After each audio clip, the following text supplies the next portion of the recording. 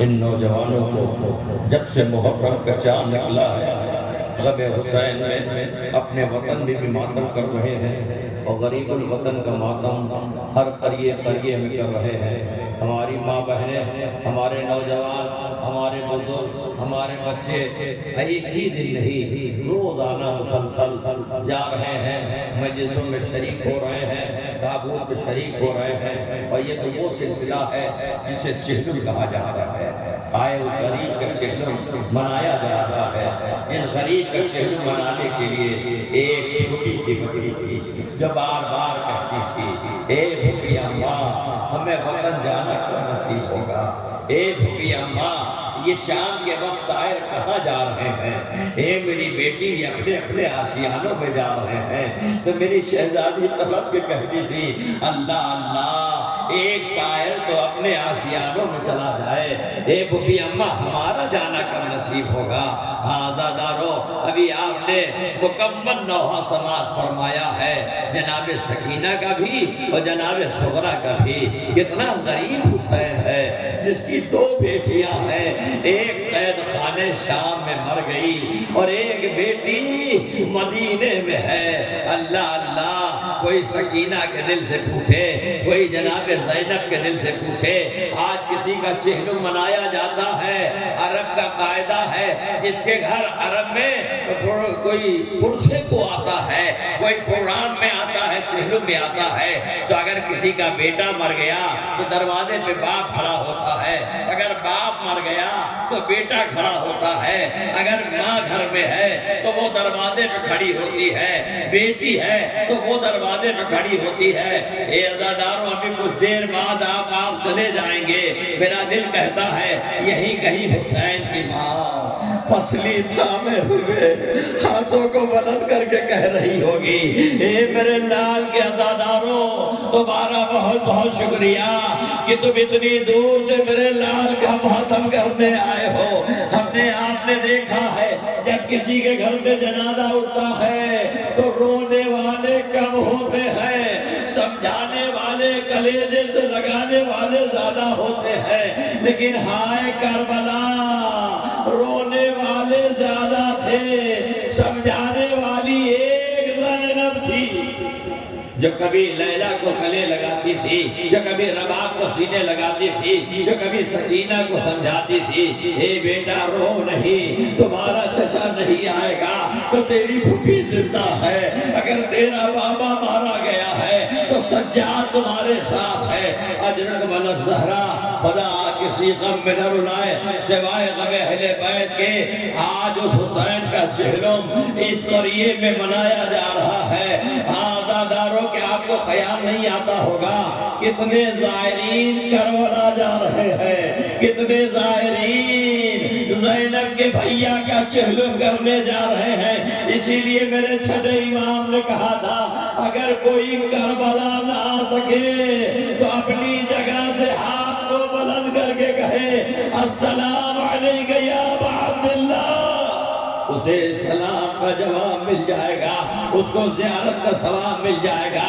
بس آخری فکرے 2 منٹ صحیح بس عزاداروں توجہ فرمائیے گا۔ آپ کی خدمت میں ایک بات عرض کرنا چاہتا ہوں، ابھی آپ نے سنا ہے قید خانے شام ہے، دن کی دھوپ ہے، رات کی شبنم ہے، اندھیرا آیا جا رہا ہے کہ ایک مرتبہ میرے سجاد امام کے پاس بیوی سکینہ آتی ہے اور آنے کے بعد اپنے بھیا کے پیروں کے کانٹوں کو نکالنے لگتی۔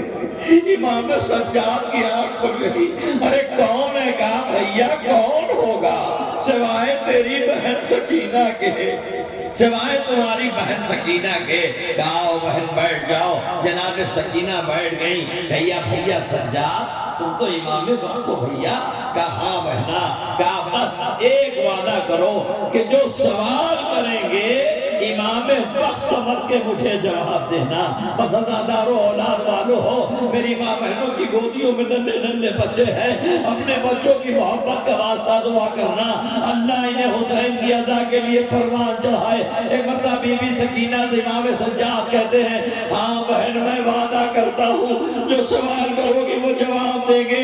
کہا بھیا اتنا بتا دو جب کسی کو پیاس طاری ہوتی ہے تو اس کی کیا کیا درجے ہوتے ہیں؟ امام سجاد چپ ہو گئے، زاروں قطار رونے لگے۔ اے سکینہ یہ نہ پوچھو، آوازیں بلند ہو گئی، بس جملہ سنیے۔ کہا کیا نہیں بھیا بتاؤ۔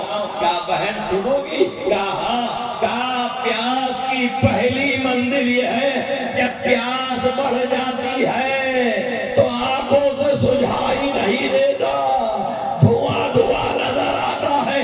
جیسے امام سجاد نے کہا، امام بی بی سکینہ پلٹ کر کہتی ہے پھوپھی اماں ارے میرے بابا نے بھی تو یہی کہا تھا، اے علی اکبر میری پیاس تیری شہادت سے مجھے دھواں دھواں دکھائی دیتا ہے۔ اے بھیا کوئی اور بات؟ کہا دوسرا درجہ ہے۔ کہا دوسرا درجہ کیا ہے؟ جب پیاس اور بڑھ جاتی ہے تو زبان تاجو سے چپک جاتی ہے اور بالکل ایسے ہو جاتی ہے جیسے کسی تالاب کا پانی خشک ہو جائے اور سورج کی شعاعیں پڑنے سے اس میں زمین پھٹنے لگتی ہے۔ آزادارو میری شہزادی کہتی ہے اے میری اماں لیلا، ارے جب علی اکبر بھیا آئے تھے تو میرے بابا سے یہی کہا تھا، اے بابا پیاس سے کلیجہ پھٹا جا رہا ہے۔ زبان میں کانٹے پڑ چکے ہیں۔ تیسرا مرحلہ بھیا جلدی بتاؤ، بس مجلس تمام ہے۔ عزادارو میرے آقا امام سجاد کہتے ہیں بہنا اولاد والوں میری ماں بہنوں جن کے بچے چھوٹے چھوٹے چہلم کرنے آپ نورپور میں آئے ہیں، کچھ دیر بعد اپنے گھروں میں چلے جائیے گا۔ اللہ آپ کی گودیوں کو آباد رکھے۔ آپ کی گود میں بچوں کو دیکھ کے رباب اپنا دامن پھیلا دیتی ہے۔ پروردگار ان گودیوں کو آباد رکھنا۔ سنیے آخری جملہ ہے کہ مرتبہ امام سجاد کہتے ہیں جب تیسرے درجے میں پیاس آتی ہے تو اس طرح پیاس ہوتی ہے جیسے مچھلی پانی سے نکال لی جائے اور پیاس لگتی ہے تو لب کھولتی ہے اور بند کر دیتی ہے۔ جناب سکینہ کہتی اماں ربا یہی میرے بھیا اصغر کا عالم تھا، یہی میرے بھیا علی اصغر کا عالم تھا۔ بس اسی پر میری تقریر ختم ہو رہی ہے کیونکہ وقت نہیں رہ گیا ہے، اذان ہونے والی ہے۔ ایک مرتبہ امام سجاد سے بیوی کہتی ہے اے بھیا اب چوتھی منزل بتاؤ۔ امام سجاد نے آنکھ بند کر لیا اور بند کرنے کے بعد چپ ہو گئے۔ پھر بی بی سکینہ کہتی بھیا کچھ بولو تو۔ اب جو امام سجاد نے آنکھ کھولا کہا اے پھوپھی اماں سکینہ کا بازو تھام لو، اے پھوپھی اماں سکینہ کا بازو تھام لو۔ بی بی سکینہ کی طرف زینب آگے بڑھی، ایک طرف رباب آگے بڑھی۔ امام سجاد نے آنکھ کھولا کہا بیٹا آخری منزل یہ ہے کہ گوشت ہڈیوں سے جدا ہونے لگتا ہے، ہڈیاں جھٹکنے لگتی ہے۔